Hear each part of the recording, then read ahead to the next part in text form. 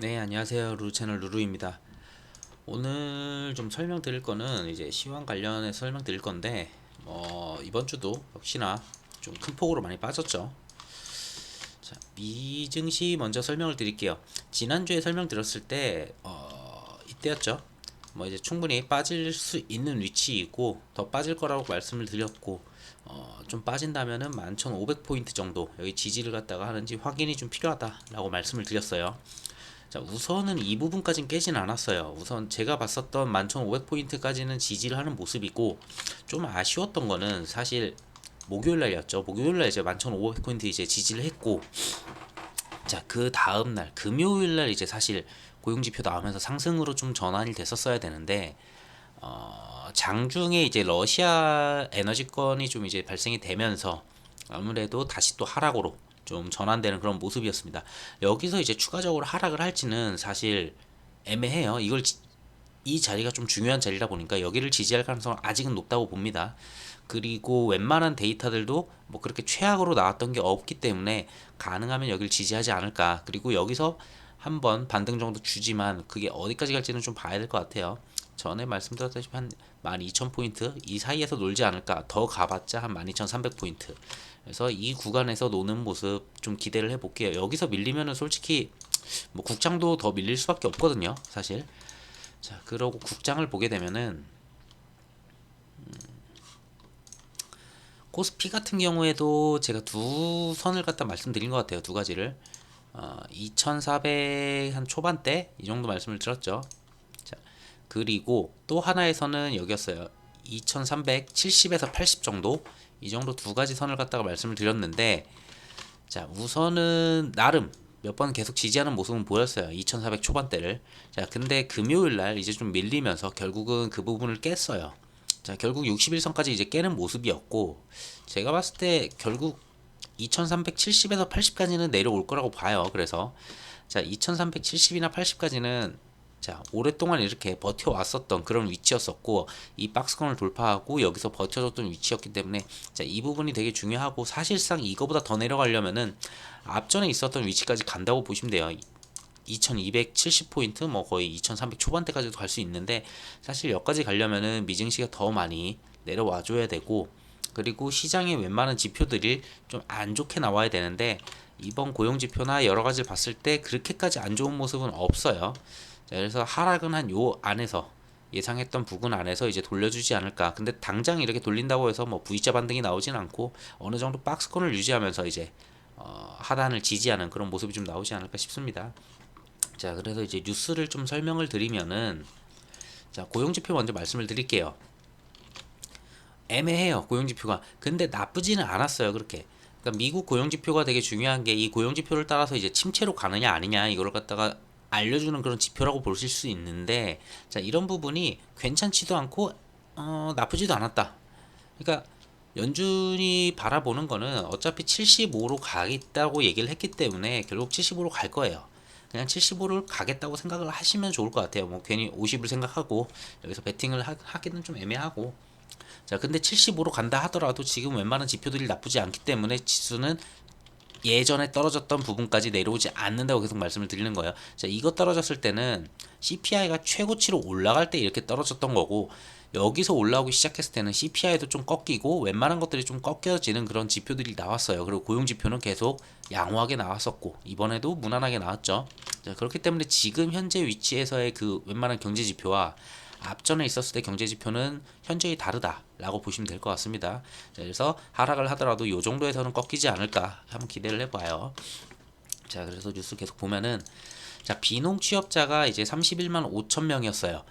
예상치가 30만 명 정도였던 걸로 기억을 해요. 자, 예상치가 30만 명이었기 때문에 좀 괜찮게 나왔다 였는데, 실업률이 3.7%로 좀 높아졌어요. 예상치가 3.5%였거든요. 뭐 그러니까 애매해요. 실업률이 조금 높아졌는데 취업자는 조금 더 잘 나왔고 이도저도 아닌 그런 데이터를 가져 나왔죠. 자, 그래서 고용지표 때문에 뭐 크게 흔들릴 게 없었다 보니까 시장의 미증시가 반등을 하기 시작하는 모습을 보였었던 거였고, 자, 그리고 시간당 평균 임금 같은 경우가 좀 중요하게 전 보는데, 결국은 평균 임금이 계속 증가를 하는데 이 증가세가 임금이 좀 줄면은 결국은 소비를 못 하게 돼요. 자, 그러다 보니까 인플레 우려가 조금 떨어질 수가 있거든요. 자, 이런 부분들이 있어서 이것도 좀 긍정적으로 좀 나왔다고 봐요. 자, 그러면서 이거는 좀 오바 같아요. 좀 이거는. 자, 50bp 이하의 힘을 얻었다고 하는데 저는 그냥 75bp를 보고 가는 게 가장 좋다고 봅니다. 이미 75bp를 보고서 내려왔기 때문에 그냥 75bp를 갖다가 하는 게 차라리 나아요. 그러고 모든 거 반영시키고 그러고 반등하는 게 차라리 낫지 않냐라고 생각을 합니다. 괜히 50bp 해가지고 또다시 다음 달에 또 좀 문제가 되느니. 자, 근데 이제 미증시가 좀 금요일날 올라올까 싶었는데 그 전날이었죠. 목요일날 제가 아침인가 금요일 아침인가 뉴스를 봤어요. 그 석유 원유에 대한 가격 상한제를 갖다가 이제 진행을 하겠다. 이제 미정부에서도 그랬고 뭐 이제 G7에서 한다 했었는데 이런 쪽에서 시행 합의를 갖다가 얻었다고 합니다. 자, 결국 이 얘기는 뭐냐? 러시아가 가격을 갖다가 100불 팔고 계속 올라가니까 110불 팔고 이랬었는데 가격 상한제를 얼마로 할지 몰라요. 아직은. 예를 들어 80불로 하면은 80불 이상에서는 그 모든 국가가 사지 않겠다는 거예요. 그렇게 해서 가격을 갖다가 조정을 해서 러시아한테 들어가는 돈을 갖다가 막아서 전쟁으로 사용하는 비용을 갖다 줄여보자, 뭐 이런 내용인데 이게 될지는 모르겠어요. 뭐 러시아 거 쓰지 말자고 했지만 다 쓰고 있죠. 어떻게 뒤로 빼서 에너지 쪽도. 자, 그 얘기가 나온 다음에 러시아에서는 이제 뭐 석유를 끊겠다라는 이야기가 있었어요. 근데 이거는 주말에 나왔던 거고 이거는 그래서 지금 원유 쪽으로는 얘기하다 보니까 이걸 얘기 드린다고 보시면 돼요. 석유를 끊겠다는 얘기가 있었는데 이것도 어차피 12월이에요, 사실. 그 원유 상한제에 대해서 진행을 하려고 하는 그 날짜가 12월 중에 이제 시행을 하려고 하는 거거든요. 아직은 얼마 이상에서 사지 말자. 그리고 어느 정도 기간 뭐 이런 세부적인 내용들이 지금 하나도 지금 결정된 게 없어요. 그러다 보니까 12월 돼야지 이제 알 수 있다라는 부분이고 그래서 러시아도 아직까지는 원유 부분은 이제 끊지는 않았어요. 그러니까 이 부분이 12월에 만약에 진짜로 진행이 된다면은 정말 러시아는 끊을 수도 있겠거니라고 생각이 들기는 해요. 자, 결국은 당장은 그건 안 끊었고 그래서 압박을 주기 위해서 자, 원유 가격 상한제를 도입한다고 하니까 러시아 같은 경우에 이제 노드스트림 1을 갖다가 원래 이게 3일인가? 3일인가 이제 좀 중단시키는 거였거든요. 뭐 수리한다 뭐 이런 식으로 해가지고 정비한다고. 근데 이걸 갖다가 무기한 중단한다고 합니다. 언제 이거 풀어줄지 몰라요. 너희들이 계속 제재를 이런 식으로 건드리면은 우선 가스를 갖다가 우선 끊어서 좀 보여주고 그 다음에 진짜 12월에 만약에 또 진행을 하면은 원유까지 끊어버려가지고 전 세계에 이제 인플레를 올려버릴 수도 있지 않을까 이런 생각을 해봅니다. 자, 그래서 지금 현재는 되게 좋지는 않아요, 전체적으로. 그래서 제재를 정말 이거를 해야 되는지 약간 저는 개인적으로 좀 생각을 해보는데 네, 그거야 뭐 어떻게든 나오겠죠, 결과가. 자, 어쨌든 지금 러시아는 가스를 끊었다라는 부분이고 여러 가지 생각해 볼 게 있어요. 가스를 끊게 되면은 유럽의 CPI 그리고 PPI 전부 다 올라가요. 결국은 얘네들이 물가가 다 올라갈 수밖에 없게 되는 조건이 만들어지는 거고 지금 당장은 거기다 겨울이 이제 좀씩 다가오죠. 가스가 더 많이 필요한데 여기서 아예 중단을 해버리면은 뭐 찔끔찔끔 주던 것도 안 주고 중단을 해버리면은 사실 유럽은 거의 붕괴 수준으로 갈 수가 있어요. 물가가 말도 안 되게 오를 거고 그걸 잡겠다고 또 금리를 올릴 거고 그러면 남유럽에서부터 이제 그 금리를 따라가지 못하면서 유로존 탈퇴부터 하느니 아니면 이거를 뭐 말도 안 되는 수준이 나올 거예요 정말. 그래서 요거는 좀 아니지 않냐라는 생각이 듭니다. 그래서 이거는 좀 빨리 풀려야 될 거는 같아요. 러시아 가스는. 자, 그러고 중국 쪽을 보게 되면은 중국은 이제 또 코로나 때문에 이제 봉쇄하는 부분들이 있어요. 청두하고 선전을 봉쇄를 했고, 자, 여기 같은 경우에는 인구가 워낙에 많아요. 워낙 많다 보니까 소규모 도시처럼 이렇게 좀 빨리 끝날 수 있는 부분은 아니라고 봐요. 그리고 지금 나오는 숫자들이 뭐 몇십 명 이렇게 나와가지고 지금 봉쇄한 게 아니거든요. 거의 1000명 단위, 2000명 단위 막 이렇게 나오는 걸로 알아요. 그러다 보니까 봉쇄 기간이 굉장히 길어질 수가 있다. 상해나 이럴 때처럼 거의 한 달 가까이 거의 길어질 수가 있어요.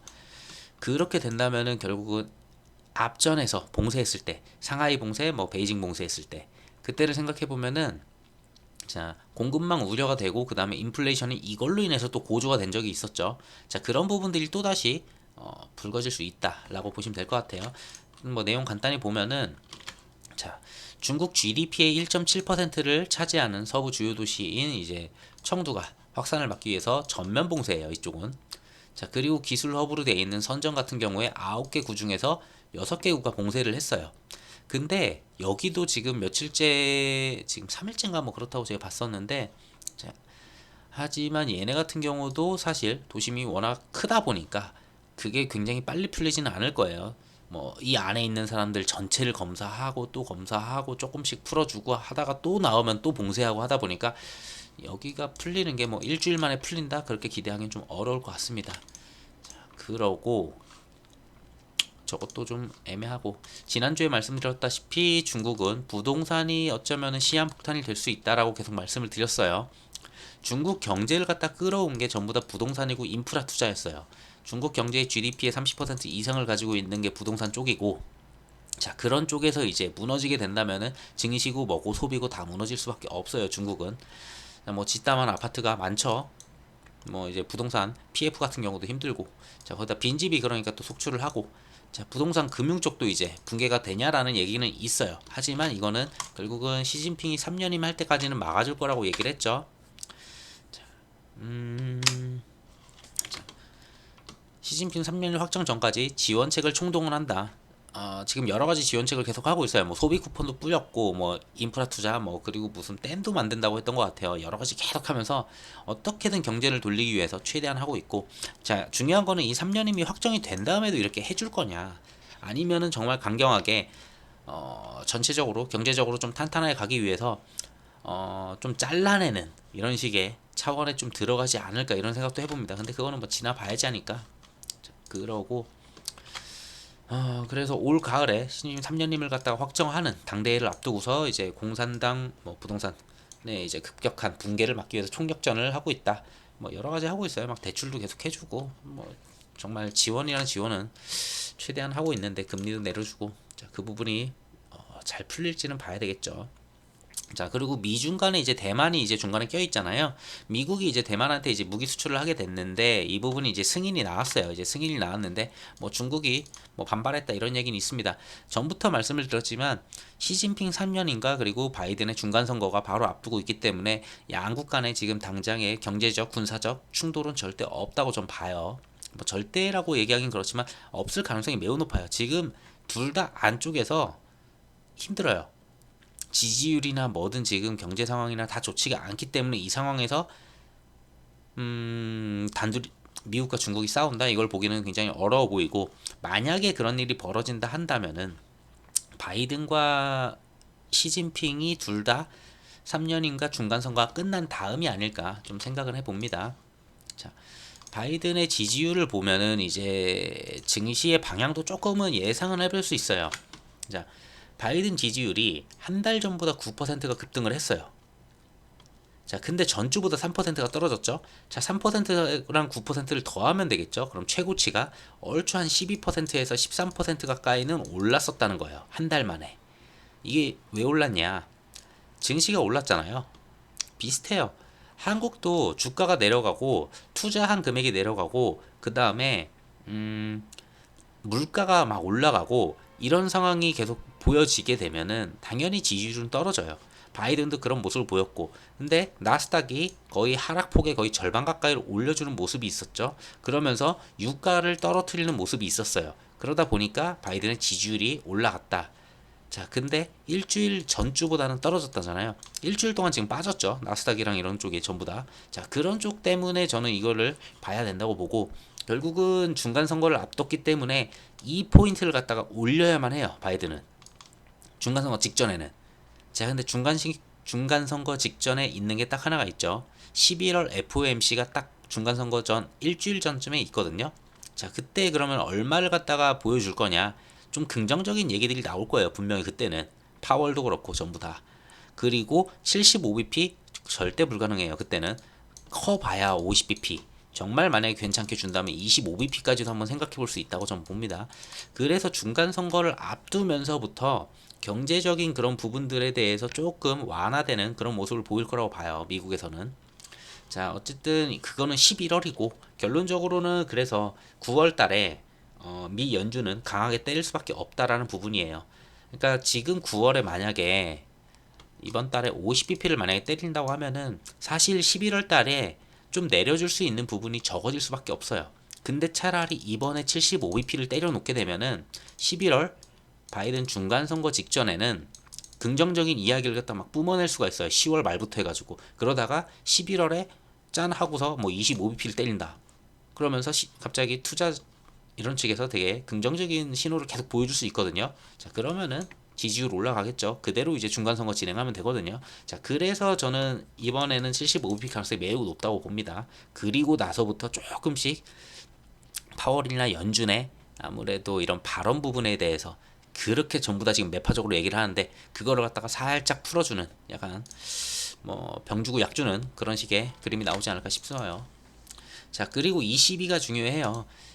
ECB가 금리 인상하는 부분이 왜 중요하냐면은 사실 미국이 어쨌든 간에 이번에 75bp를 때린다고 하면은 ECB도 어쩌면은 못해도 50bp에서 75bp까지는 생각을 해봐야 돼요.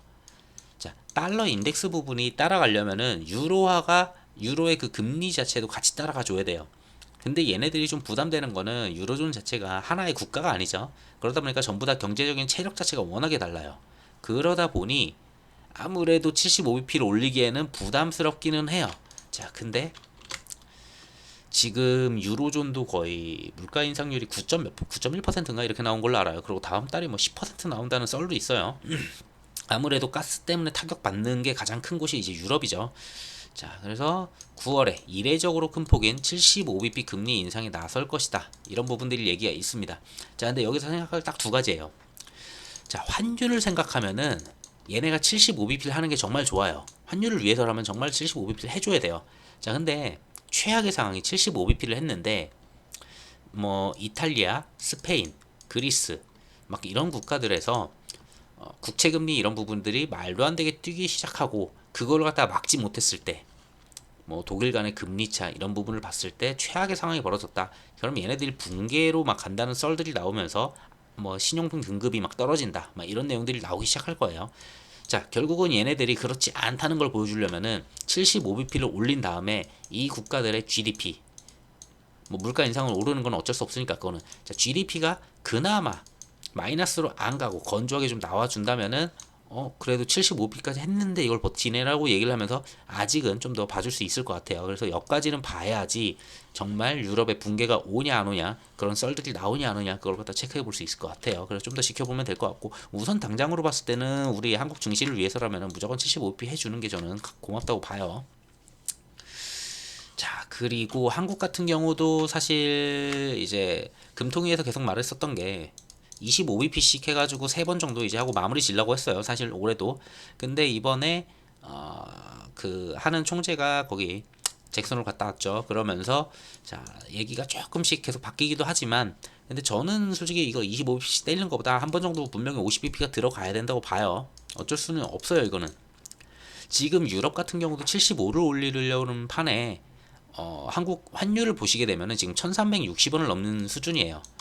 자, 근데 미국이랑 지금 이번에 동일해졌죠. 이번에 25bp를 우리가 올리게 되면서 8월에 FOMC가 없었으니까 자, 올리게 되면서 기준금리가 동일해요. 자, 이 꼴인데 다음 달에 미국이 75bp를 올리면은 한국과 미국 간의 금리 차가 너무 커져 버려요. 75bp로. 근데 그 다음 달에 우리가 25bp만 올리죠? 그러면 50이라는 차이가 나게 돼요. 자, 이거를 이렇게 가게 된다라면은 그 다음 달에 얘네들이 50 정도를 한 번 더 올렸을 때 우리가 25 올리면 거의 연말 돼서는 1% 차이가 날 수 있거든요. 자, 그걸 막기 위해서라도 한 번 정도는 50bp가 한국도 나올 거다라고 보여지고요. 자, 환율을 못 잡기 때문에 결국은 우리도 금리 인상을 해야 된다. 한국 빅스텝 가능성 커졌다라고 보시면 될 것 같아요. 그래서 아마도 10월 달? 10월 달에 한 50bp 올리지 않을까? 0.5% 한국도 좀 예상을 해봅니다. 그렇게 해서라도 유럽도 좀 올려주고 한국도 올리면서 환율을 어떻게든 부여잡고서 1350 밑에서 계속 놀게 만들어야 되지 않느냐라는 생각을 갖고 있어요. 자, 그러고 채권금리는 필요 없고 자, 그래서 뭐 길게 안 하려고요. 뭐 다른 것들 내용 되게 많은데 그거는 여기서 간단하게 그냥 설명을 드릴게요. 자, 정리를 해보면은 자, 7월 달에 75bp 올렸고 지금 9월 달에 75bp가 거의 확정적이라고 좀 봐요. 자, 75bp라고 생각하시는 게 더 좋아요. 자, 그리고 쭉 금리 인상 계속 하겠다고 얘기를 했었는데 파월마저 매파적인 발언을 했어요. 자, 그러고 결국은 봐야 되는 거는 중요한 거는 이제 FOMC 이때 나오는 거 21일 날 진행하는 이때 파월의 연설이 당연히 나오겠지만 또 75bp를 올리고 매파적으로 나올 가능성이 높아요. 근데 생각해보면은 75bp를 올린 다음에 매파적으로 나온다 하더라도 이미 매를 맞았기 때문에 사실 오히려 악재 해소로 저는 나오지 않을까 싶습니다. 그래서 9월 21일까지는 변동성의 큰 장세는 이어지고 하단만 좀 지켜준다면은 자 여기서는 이제 상승 전환될 가능성이 높다고 봐요. 뭐 그 전에 이제 있는 지표들이 좀 잘 나와야 되겠죠. 자 그리고 고용지표 같은 경우에는 양호해요. 대부분 예상치보다 전부 다 뛰어넘는 수준이었고 39만, 52만 자 이번엔 31만이었었는데 어쨌든 간에 예상치는 30만이었기 때문에 양호했었고 고용이 매우 양호했었고 자 실업률 같은 경우를 보게 되면 실업률도 3.7%가 나왔지만 뭐 3.5% 예상했었죠. 뭐 무난해요. 이것도 뭐 그렇게 큰 폭으로 막 늘어난 게 아니니까. 자 그리고 시간당 임금 상승률 5.2%가 나왔어요. 5.3% 예상했는데 오히려 이건 낮아진 건 전 괜찮다고 봐요. 자 임금발 인플레이션이라고 하죠. 임금이 높아지면은 사람들이 막 소비를 하게 돼요. 그러면은 긴축을 못 하거든요. 임금을 갖다 못 오르게 막아야 돼요. 자 막혔다고 보여요. 연준 때문인지 아니면 뭐 기업들 때문인지 어쨌든 간에 자 그래서 임금발 인플레이션도 좀 축소를 했고 고용 전반적으로도 이것도 좀 괜찮았다라고 좀 보여집니다. 자 그래서 좀 올라가려고 했었는데 뭐 러시아가 조금 건드리긴 해서 이거는 러시아가 살짝 건드렸기 때문에 이게 정말 클까 생각을 해보면은 하단을 이제 잡지 않을까 싶어요. 적당히. 그래서 이거는 개인적인 생각인데 한 월요일 정도 하락하고 그 다음에 올려주는 모습으로 끝나지 않을까. 결국은 한 2300대 한번 진입했다가 코스피는 그 다음에 살짝 돌려주면서 이제 바닥 확인하는 2400대를 결국 마지막에는 종가인 지켜주지 않을까 한번 생각을 해봅니다. 뭐 이건 개인적인 생각이어서. 자 어쨌든 좀 딴 데로 샜는데 자 CPI 같은 경우에는 이때 정점 가능성이 있었고 결국은 그렇게 나왔죠. 자 결국 중요한 거는 9월달 CPI가 제일 중요하다. 근데 둔화 가능성은 저는 보여져요. 여러 가지를 봤을 때 뭐 에너지 쪽을 보고 주택을 봐도 전부 다 이제 하락 추이로 전부 다 들어갔고 뭐 신차나 중고차나 이런 거 계약 취소되는 부분들도 되게 많은 걸로 알고 있고 전부 다 그러면서 가격대가 전부 다 이제 좀 안정적으로 좀 돌아가는 그러니까 결국은 사람들이 소비를 할 수 있는 여건이 안 되는 거예요 지금 자체는. 자 그러고 잭슨홀 같은 경우에서 이제 파월이 매파적으로 발언을 하면서 결국 75bp 가능성이 높아졌다. 뭐 전부터 얘기했었던 거고. 자 중요한 거는 이거예요. 9월 8일 날 22 금리 인상 이거 중요하게 보시면 되고요. 9월 15일 날 미국 소매 판매. 자 소매 판매가 예상치가 있는데 자 이것도 좀 양호하게 나오면 될 것 같고요. 그 다음에 볼 게 FMC. 자 이게 가장 중요하죠. 마지막에 이게 히든 카드죠. 결국은 내 75bp를 예상하고 가는 거기 때문에 악재 해소로 되지 않을까 싶어요. 깜짝하고서 50bp 올리면은 좋긴 한데 저는 오히려 그냥 75bp 맞는 게 저는 좋다고 봐요. 이참에. 자 그러고 중간선거 아까부터 말씀드렸죠. 중간선거가 11월 8일인데 11월 1, 2일 날 FOMC가 있어요. 이 전부터 슬슬 굉장히 좀 긍정적인 식으로 좀 비둘기파가 좀 나오지 않을까 싶습니다. 그 전부터 그래야지 이게 시장도 좀 올라오고 그러면서 아무래도 바이든의 지지율을 끌어올릴 수 있는 그런 부분들이기 때문에 그걸 활용하지 않을까 싶네요. 자, 이 부분은 대충 보면은 유로존 금리 인상은 아까 말씀드렸다시피 9월 8일 날 이제 진행이 되고 자, 예상치는 여기 나오는 예상치는 0.5니까 이전이 자 1%니까 0.5를 올릴 거라고 보는데 자 7호까지 올리는 게 환율을 위해서는 더 좋다라고 봅니다. 그 다음에 유럽이 버텨주는지는 중요하겠지만 자 우선 당장은 75bp가 낫지 않느냐라고 보고 있고 자 소매 판매 같은 경우에는 예측치를 매번 넘어섰어요.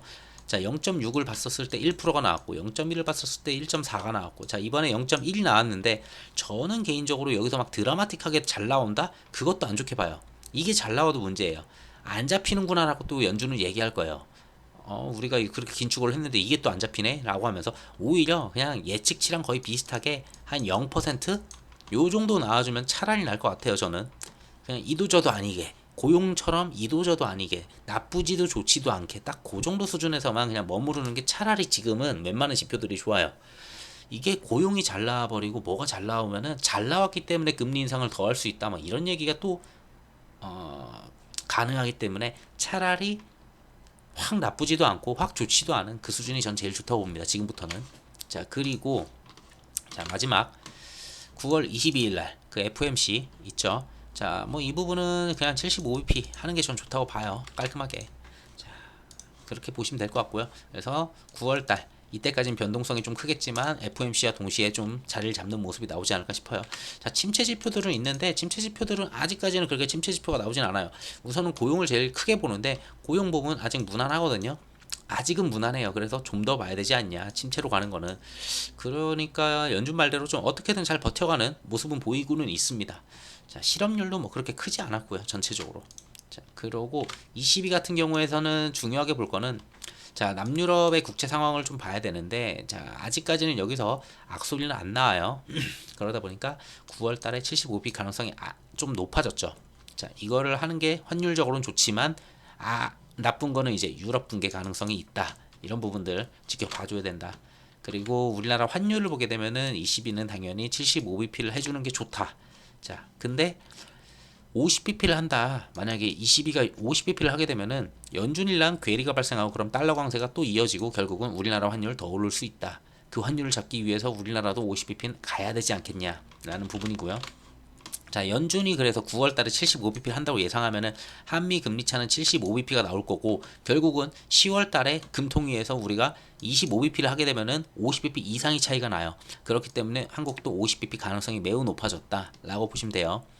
자, 그래서 지금 환율이 너무 빠르게 올랐기 때문에 이걸 잡기 위해서라도 아무래도 금통위가 25bp로 그냥 유지하면서 올해를 가기는 좀 어렵지 않을까 싶습니다.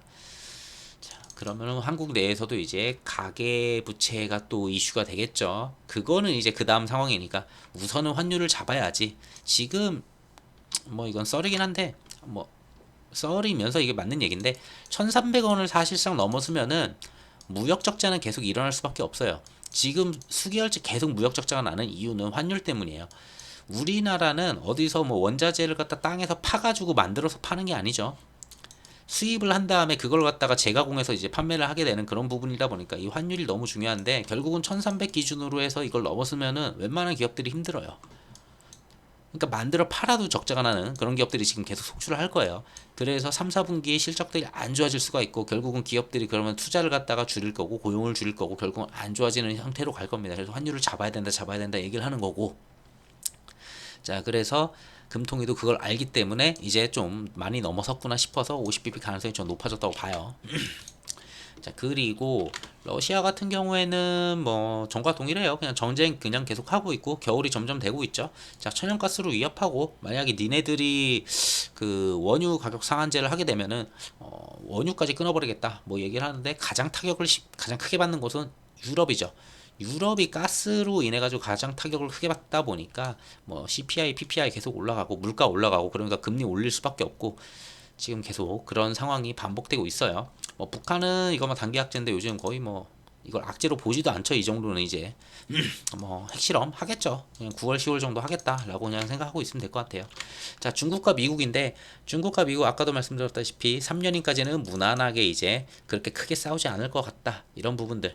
근데 중요한 거는 중국 코로나 다시 또 발발되면서 지금 봉쇄 부분이 있죠. 자, 전력난도 있었고, 자, 이런 부분들이 공급망 우려로 터질 거고, 인플레를 조금 더 고조시키는 그런 분위기로 나갈 수 있다. 하지만 중국 코로나 이 봉쇄 때문에 약간 효과를 보는 거는, 봉쇄를 하게 되면 원유 수요가 또 떨어져요. 그래서 국제 유가는 조금 떨어질 수 있다. 다시 또 이거는 또 호재인데, 얘네들 때문에 이제 물건이 안 만들어지니까, 자, 그런 부분이 또 문제죠. 물건이 안 만들어지면 물건 가격이 다시 또 올라가니까. 자, 그러고 경제 부양. 뭐 시진핑도 어쩔 수 없이 지금 중국을 살리기 위해서 뭐 이제 금리 인하도 하고, 뭐 소비 쿠폰도 있죠. 소비 쿠폰도 있고, 그리고 인프라 투자도 하죠.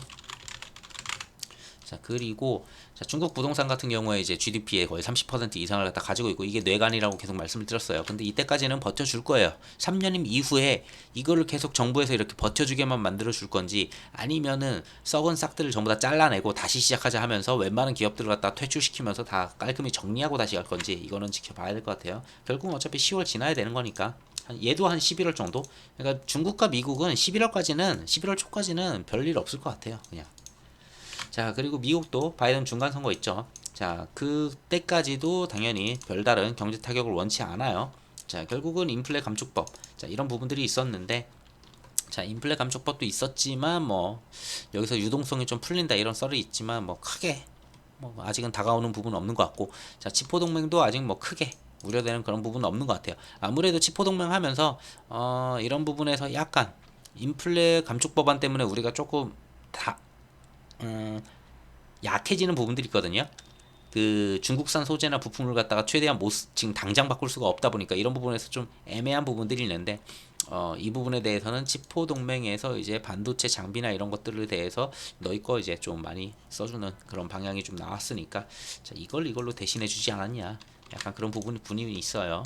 그래서 이 부분도 조금 더 지켜봐야 될 것 같아요. 아직은 뭐 세부적인 그런 건 없다 보니까.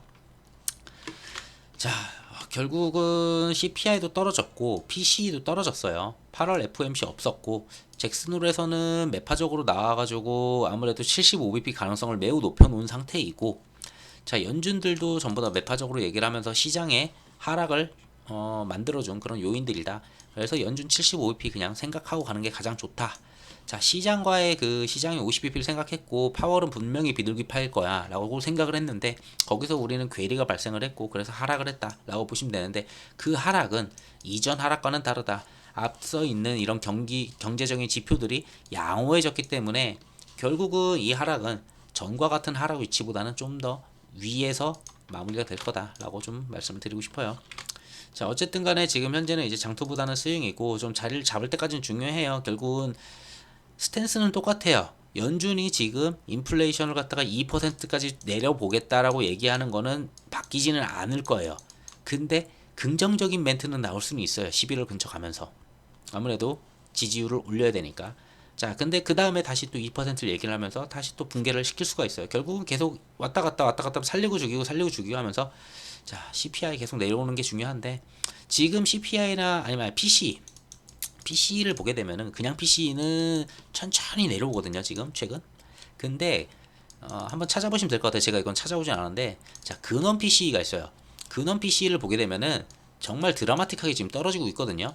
그걸 봤을 때는 어느 정도 11월쯤 아니면은 내년 초 되면서 좀 되게 긍정적인 수치들이 나올 수 있지 않을까, 이대로만 간다면은 보고는 있습니다. 당분간 좀 힘들겠지만 한 11월부터는 좀 괜찮지 않을까. 우선 당장은 9월 FMC부터는 조금 이제 바닥을 잡아가는 그런 모습은 보일 거라 봅니다. 자, 그래서 9월달 일정 같은 경우에도 뭐 특별한 거 없어요. 로봇은 계속 이슈가 워낙에 많다 보니까. 자, 그리고 원전 에너지 쪽 지금 뭐 원유 끊니 많이 하잖아요. 그러면은 당연히 원전 얘기 다시 또 부각될 수밖에 없고. 자, 그리고 신재생 쪽, 자 그거 원전 가스 이거 대체하기 위해서 계속 나오는 게 신재생 얘기죠. 그리고 인플레 감축 법안도 있고. 자 그리고 폐배터리 뭐 이거는 최근에 너무 핫했어요. 사실 너무 핫했기 때문에 지금 보기보다는 저는 이거는 이제 한번 내려오면 다시 보는 게 나을 것 같아요. 한때 핫했기 때문에 이게 한번 순환매 돌 때가 됐거든요. 자 그래서 폐배터리는 이제 조금 쉬어갈 때가 되지 않았냐, 좀 한번 눌림 주면서 좀 쉬어가는 위치 한번 줄 때가 되지 않았냐 싶기는 해요. 근데 어쨌든 간에 섹터로 봤을 때는 얘도 인플레 감축 법안에서 큰 호재를 가지고 있고, 아직은 시장이 그렇게 크진 않지만 뭐 점점 성장할 수 있기 때문에 돈이 계속 들어오는 것 같아요. 자 배터리 같은 경우에는 뭐 중국산 비중이 낮은 종목 계속 말씀드렸죠. 포스코 계열이라고. 결국은 중국산 비중, 그러니까 이걸 가져올 수 있는 니켈, 코발트 이런 쪽, 리튬 이런 애들 전부 다 가져올 수 있는 곳이 중국이 아닌 곳, 그만큼 유지를 할 수 있는 그런 곳들을 좀 찾아보시면 될 것 같습니다. 그리고 5G 이게 왜 계속 이제 슬슬 봐야 되느냐, 조금 봐야 되기는 해요. 지금 당장의 시세를 조금씩 주는 모습은 있는데, 자 시장 뒤에서는 구글이나 뭐 아마존이나 웬만한 곳들 뭐 지금 쭉 생각을 해보면은, 자 자율주행 얘기가 점점 많죠. 자율주행, 그리고 로봇이 이제 막 혼자서 움직이기 시작하고, 그리고 또 하나 볼 수 있는 게, 자 우주 뭐 스타링크도 있고 별의별 게 다 있죠.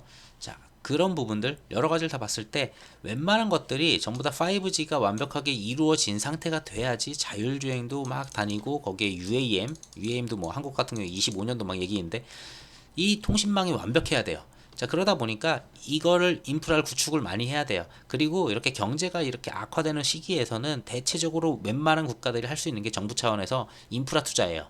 정부 기간산업을 갖다 확 늘려버리고 댐도 짓고 뭐 도로도 늘리고 철도도 늘리고 5G 전부 다 깔아버리고, 그러면서 정부에 있는 돈을 갖다가 그런 식으로 기업이 쓰게 하고, 그 돈이 다시 시장으로 풀리고, 그 돈을 사람들이 소비를 하고, 그걸 다시 또 다시 기업이 투자를 하고, 요걸 갖다가 만들어주는 거거든요, 정부는. 그래서 지금 5G가 조금 보이기는 해요. 뭐 건설주들은 저는 계속 양호할 거라고 봐요. 건설주들이나 건설 뭐 기계 이런 쪽, 건설 장비 쪽 이런 데 애들도 전체적으로 저는 한 내년까지 되게 괜찮게 보고 있고 5G 이런 애들도 좀 괜찮지 않을까 보고 있습니다. 자, 그리고 또 볼 수 있는 거는 이제 좀 있으면 실적 시즌 또 다가오죠.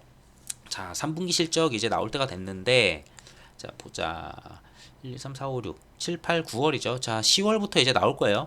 10월부터 나오는데 자, 10월부터 나오니까 이제 슬슬 3분기 실적주들 뭐 이제 괜찮은 것들 슬슬 잡아 놓을만 하죠. 한번 눌림 줬을 때 아무래도 FOMC 전에 좀 눌림 좀 주고 막 이제 좀 지금 지수 좀 눌려 있잖아요. 자, 이럴 때 뭐 이제 실적 좋은 애들 좀 잡아 놓고서 분할로 들어가면 얘도 괜찮아 보여요. 뭐 섹터는 이 정도 보면 되지 않을까 싶습니다. 뭐 오늘은 이 정도로 뭐 코로나도 있고 뭐 여러 가지 되게 많긴 한데 재료들은 근데 그런 애들은 이제 솔직히 눈에 보이지 않고 지금 당장은 9월 FOMC 전에 있는 경제 지표들과 9월 FOMC만 보면 된다라고 말씀드리고 싶네요. 해서 국장 같은 경우는 어쨌든 한 번 정도 2,400은 깰 가능성이 충분히 있다고 봐요. 그래서 2,300 후반대 뭐 2380대에서 돌려주는 모습이 나오지 않을까 싶습니다. 그래서 이 부분에서 돌려만 준다면은 이제는 좀 상승폭에 최근에 상승한 거에 절반 정도 뺐거든요. 절반 정도 빼면은 웬만해서 보통 반등이 나오는 그런 그림이 있고 웬만한 악재는 거의 다 이제 적용됐다라고 보여지기 때문에 어느 정도 바닥을 잡는지 그것만 확인하시면 될 것 같아요. 중요한 거는 국장 같은 경우엔 중요한 건 딱 하나예요. 환율. 그래서 22가 올라가야 된 75bp 해주면 고맙다고 계속 말씀을 드리는 거고 그래서 장중에 환율을 좀 보시는 게 좋지 않느냐라고 하는데 자, 월요일날 환율이 좋지는 않을 것 같아요. 그래서 좀 하락이 좀 나올 거는 같은데 지켜봐야 되겠죠. 자, 다음 주도 뭐 이제 좀 잘 어떻게 투자 잘 되셨으면 좋겠고 남은 주말 잘 보내시면 좋겠습니다. 감사합니다.